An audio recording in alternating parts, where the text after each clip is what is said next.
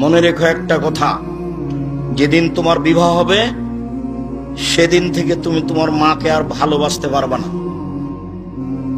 যেদিন বউ বাড়িতে আসবে সেদিনই তোমার মাকে আর তুমি ভালোবাসতে পারবে না। পরিস্থিতি তোমার উল্টে যাবে।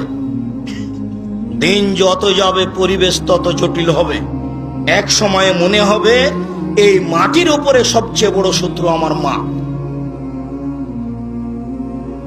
আর তোমার মা যা বলে সবই উল্টা কথা বলে, উল্টা বলে, এই কথাও ঠিক।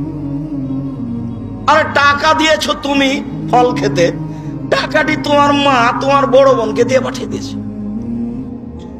মা সেদিন যে টাকা দিলাম, ও টাকা খরচ হয়ে গেছে, কি করলেন? টাকা তোর বড় বোনকে দিয়ে দিয়েছি। আরে আমি আপনাকে ফল খেতে দিলাম, টাকা দিলাম ফল খাওয়ার জন্য, আর আপনি টাকা দিয়ে দিলেন মানে? অবাক। আপনার ছেলে আর আপনার বড় ভাইয়ের বড় বোনের ছেলে এক জায়গাতে খেতে বসেছে, তো আপনার মা বড় মাছের টুকরা আপনার বোনের ছেলের পাতায় তুলে দিয়েছে। এইটা আপনার বউ দেখেছে এবার রাতে। হ্যাঁ, তোমার মা এরকম, তোমার মা তোমার বোনের ছেলেকে ভালোবাসে। আমি রান্না করলাম কষ্ট করে, বড় মাছের টুকরাটা তোমার বোনের ছেলেকে দিয়ে দিল, আমি এগুলো সহ্য করতে পারি না। কত কি! আপনি সন্ধ্যায় এসে দেখছেন আপনার মা বিছানে পেশাব করেছে, উঠতে পারে না, বিছান গন্ধ করছে।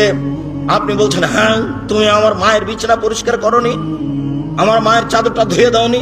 তখন আপনার বউ বলছে, তোমার মাকে তুমি দেখো, তোমার মায়ের বিছানা তুমি পরিষ্কার করো। ওই ঘরে ঢুকলে তোমার মা আমাকে অকথ্য ভাষায় গালি দেয়, আমি তোমার মাকে দেখবো মানে? আপনার মা অকথ্য ভাষায় গালি দেয়, এই কথাও ঠিক। নেন, এবার কি করবেন?